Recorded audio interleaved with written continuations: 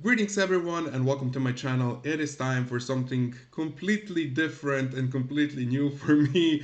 And the main point of creating a completely new channel was to incorporate some other things I love other than reacting to music. And one of the things that I love is tennis. So in this video, I'm gonna be talking about women's draw for Roland Garros 2025. I'm gonna look at the potential opponents of the players who I think are the favorites to win the title. And in the second part of the video, I'm gonna give some matchups which I think are the most interesting in the round one and give my final prediction of who I think is gonna win the title. There will also be a separate video for men's draw, but ladies first, right? So we're gonna start with first seed and a world number one, Arina Sabalenka. I would say that Sabalenka has a decent draw in the early rounds with potentially some really tough matchups in later rounds in the second week of Roland Garros. Arina will start her Roland Garros campaign versus Rakimova. Then in the round two, she will probably play Jill Teichmann of Switzerland. And then in round three, she might have a really interesting matchup with either Olga Danilovic or Leila Fernandez. But I think that whoever of these two end up playing against Arina Sabalenka, she will proceed to round four. In round four, Arina might face the first real challenge in Amanda Anisimova. Arina has lost 5 times to Amanda already in their career, winning 2 times only, and their head to head score is 3-1 in favor for Anisimova. So, Anisimova, even though she did not have a great clay court season, she might be a real threat for Arina in the round four because obviously Amanda knows how to play against Arena. But Arena, I think, is a different player now than when most of these matchups came, and I think that her confidence and her level are the best she ever was. So I think that even regardless of this head to head, Arena should move on to quarterfinal, where she will most probably meet Xinwen Zheng. I have no idea who is going to win that match. That can be potentially really good quarterfinal. If Zheng is in the mood and she plays good, she can be extremely dangerous, as you already know. But still, I think that Arina Sabalenka is going to win that match and proceed to the semifinal. In the semifinal, she can play either. These are my picks for that semifinal. Might be someone completely different, but I think that she will play either Yasmin Paolini from Italy, Jelena Ostapenko, or fifth seed Iga Świątek. I am praying for that Sabatek semifinal. That would be lovely to see. I'm sad that they're in the same half of the draw because I think that every tennis fan is dreaming about Iga and Sabalenka in Grand Slam final to play one against another. We never had that, and this is something I really hope that is going to happen. Maybe already Wimbledon, US Open, but Iga, I'm going to talk about Iga later. Iga is not in the greatest form. She had, for her standards, mediocre clay court season. So let's see. Let's see. It might not be even Iga in semifinal. In the final, I think that Arena is either going to play against Coco Gauff or Mira Andreeva. Coco is seed number 2 and Mira is seeded on 6th position. So that would be Sabalenka. I think Sabalenka has good chances for the title. I think that she has quite easy first 3 rounds. I'm gonna talk about her potential round 3 opponent Danilovic and Fernandez a bit later in one of my favorite matchups. As Serbian, I really like Olga Danilovic, and I've been following her a lot this year. She's been playing great. She did have some weird losses, but more on that later. Let's talk about our second seed, and I think second favorite to win the title, Coco Gauff. Coco Gauff will play against Gadetsky in the round 1. In the round 2, she will play against either Paquet or a qualifier. In round 3, she's gonna play against Kalinskaya, and in the round 4 against Krejcikova, who hasn't been playing much this year, or Alexandrova. I think that first week for Coco is pretty easy comparing to, I would say, even maybe Arena, and especially to some other players. I think that Coco will win all of this, and she's going to reach quarterfinals easily, where she's going to be playing against Madison Keys, the Australian Open champion. I think that on clay, Coco has the advantage over Keys. I think that Coco will win that and move on to semifinal, where she will play either against Jessica Pegula, who is seeded third, or Mira Andreeva, who is seeded sixth. I'm gonna talk about that matchup when I get to Andreeva, but I think that it's gonna be Andreeva, and in that semifinal, it can go literally either way.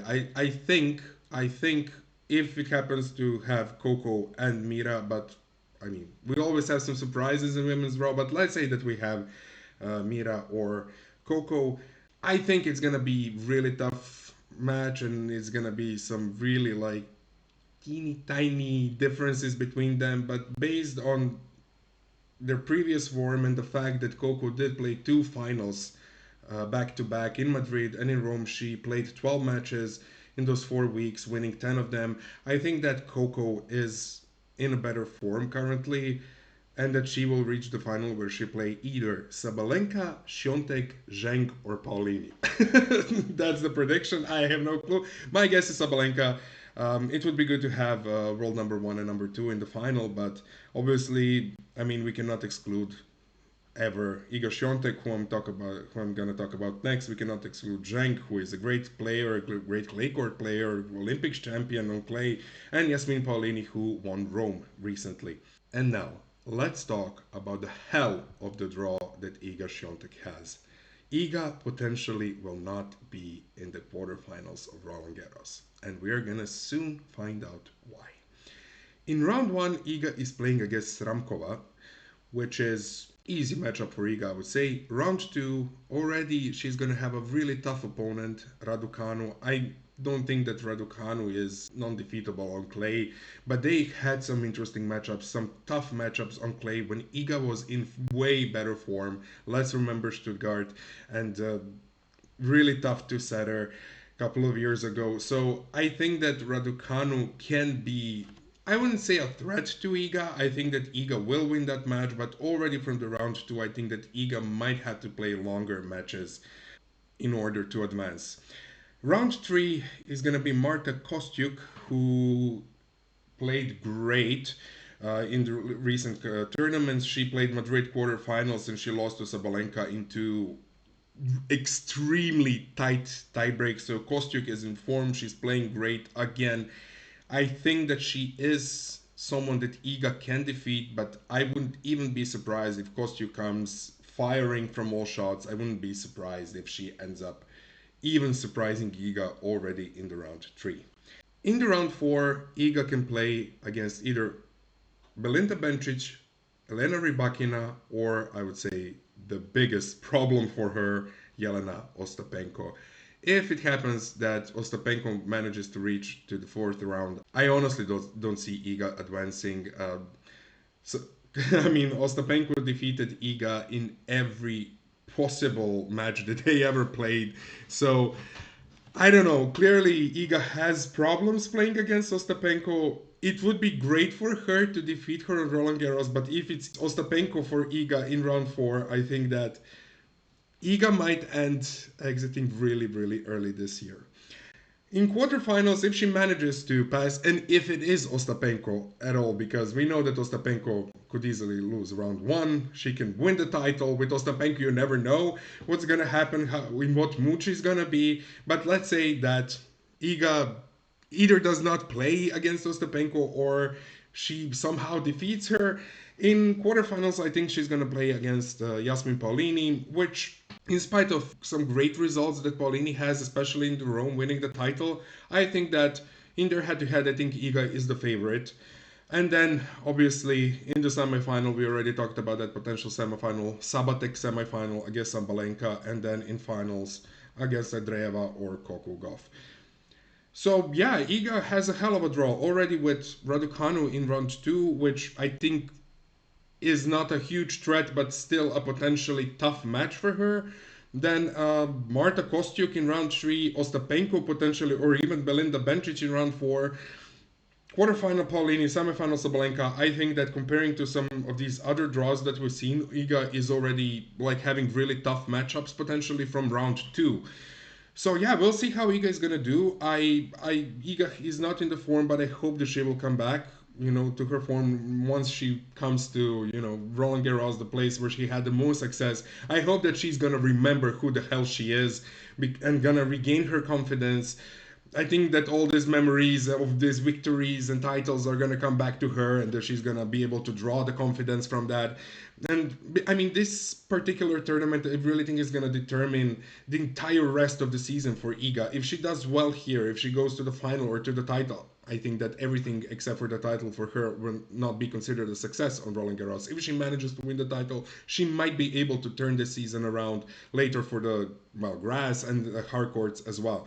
So yeah, I hope that Iga is gonna do well. If she goes out early, if she loses more points, if she drops on the list, I think that there might be even a scare of her not being in top 8 or 10 at the end of the year, which is insane to think, considering how much of a talent, how good of a player she is.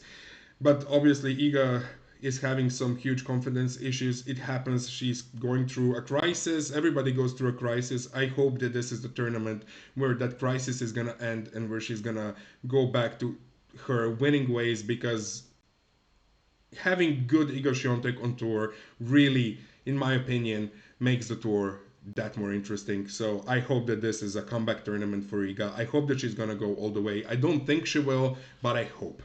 And finally, let's talk about the fourth person I would consider a favorite for the title, Mira Andreeva. Incredible young player, has some crazy good results this year. She has a pretty decent draw, I have to say.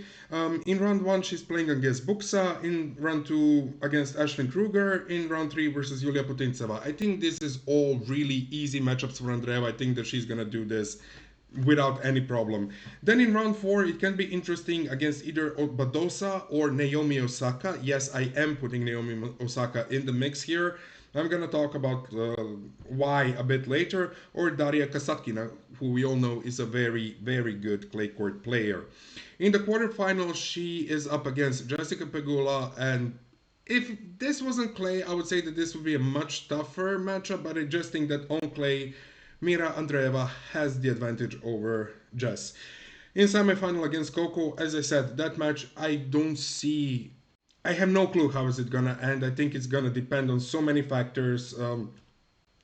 I wouldn't mind seeing either of these two players going through. Maybe I would be a bit more on Mira's side, but as you know, a fan of hers. But I think that Coco will win that and go to the final if it happens. And then in final against either Sabalenka, Świątek, Zheng, or Paulini. So I would say that. So I would say that in upper part of the draw, I have four potential finalists, that being Sabalenka, Świątek, Zheng, and Paulini, while in the lower part of the draw, I have only two, which is either Coco or Mira Andreeva. Now, I'm not sure if they're gonna play their projected matches or there's gonna be some surprises. For sure, there will be. But I think that when it comes to the final itself, to that final match, we're gonna have one of these six players in the final. Everybody else out of these six, which I currently mentioned, would be a surprise finalist for me. So that would be the draw. I think that again, upper half is way more interesting and way more bloodbathier than the lower part. There will be some great matchups in rounds 3 and 4 and in quarterfinals, but we're gonna talk about it once we reach there. Before we finish with this video, let's talk about some great matchups in round 1. In the upper half, I picked 3 matches, which I cannot wait to see, and in lower half, I have only one, but that one might be the best matchup of round 1. So let's go with the upper half. We have Leila Fernandez versus Olga Danilovic. I think that Olga is in great form this year. She did have some weird losses, and maybe she lost some matches which she should have won, but I think that this is her first real year on the tour, fighting on the biggest tournaments. She did some great things, and I think that clay suits her. She narrowly missed out on being seeded, which is a shame. She's ranked 34th in the world and she's not seeded. So, yeah, I think this is a really interesting matchup because both Fernandez and Danilovic, I think it's very equal match, but I think it's equally good match. And I personally think watching Olga and considering that this is being played on clay, and of course being a bit biased because I love Olga so much and she's from my country, I hope and I think that Olga Danilovic will win this one and go to a matchup to Arena Sabalenka in round 3. So this is definitely one of the matches I'm really interested in. I'm sorry that Olga missed out on being seeded, but you know she is 34th in the world. I'm happy that we're having all the players above her in the draw. there's no injuries or whatever. The second match I want to talk about is Pavlyuchenkova versus Zheng. Clearly, I don't even think that this will be a tough match for Zheng, but still, I would never exclude Anastasia Pavlyuchenkova, who is a two-time quarterfinalist and finalist in 2021 here. She knows how to play on clay. She has a lot of experience. I think that regardless of her ranking, she's always dangerous and that she could be a huge surprise maybe in round number one. I think if we are looking for surprises in round number one, like shocking like matches in round number one, this could be it. Pavlyuchenkova could maybe surprise Zhang. I mean, it's a reach, it's a long shot, but simply when I saw this matchup, I was like, this here is something that I see as a potential surprise. And my third matchup in the upper half of the draw is gonna be Rybakina versus Bencic. I think this is a phenomenal first round match. This could easily be round four quarterfinals if you ask me. Um, I mean, Rybakina is not in the greatest form, but still, I think these are two great high quality players, and it's really sad that both of them are playing one against each other in the first round. I think that this is going to be interesting. I think this is going to be quality, and this is definitely probably going to get the center court schedule because this is popcorn tennis. Honestly, these two players with so many success in their careers and so many great results. I think that this is definitely this is definitely one of the blockbusters of this first round. And finally, for the lower half, in my personal opinion, an absolute blockbuster of round one, Naomi Osaka versus Paula Badosa. I think that this is, when I saw this match, I could not believe it, honestly. It's not even fair. Osaka did win a smaller title a couple of weeks ago. Last year, she narrowly missed out on kicking out Iga Świątek. Osaka found her feet on clay and she's enjoying the game on clay now. I think that Osaka is really dangerous if she is healthy, if there's no issues with any injuries. I think that she can be really dangerous, not in round one versus Paula Badosa, but also in this entire tournament. I think that Osaka can go far. She has the game. Whenever I watched Osaka ever since her comeback, she retired actually a few times, but when I saw her playing, well, she was playing amazing. And of course, I still had to get back to that match against Shiontek. I think that Osaka is a better player than she was last year based on things that I've seen and how I've seen her play. And yeah, I think that she absolutely can have some great result here, unexpectedly good result. I would even dare to say that Naomi Osaka is for me the dark horse of Roland Garros 2025 in women competition, and I wouldn't be surprised if she reaches even the last stages of the tournament. So there you have it. This was a quick look at the draw and some of my interesting matchups. For the round one, some matches I cannot wait to see. I promised in the end that before the tournament I am gonna give winner prediction. I'm not gonna put a lot of names in the mix. I think that the title is gonna be won by Arina Sabalenka. I think that she is in fantastic form. I think that mentally she's stronger than ever. I think that her game is better than ever. She won Madrid. She has so many success this year, and for me it's a no-brainer. She's a number one seed, and I think that right now she is the best player in the world. If she loses, it will be either because somebody is gonna play the match of their lives or Sabalenka is gonna defeat herself. But I'm not sure that Arina is that player who defeats herself anymore. So I hope to see her winning Roland Garros. And that's it. I think so. Sabalenka for the trophy, in my opinion. That would be it. I hope you enjoyed this. If you did, you can hit the subscribe button and stay tuned for the men's draw, which is coming really, really soon. And thank you very much for watching.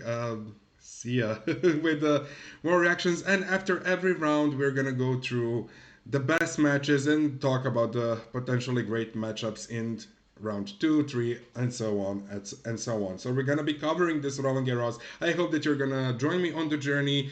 Any constructive criticism, because this is the first time I did a video like this, is welcome.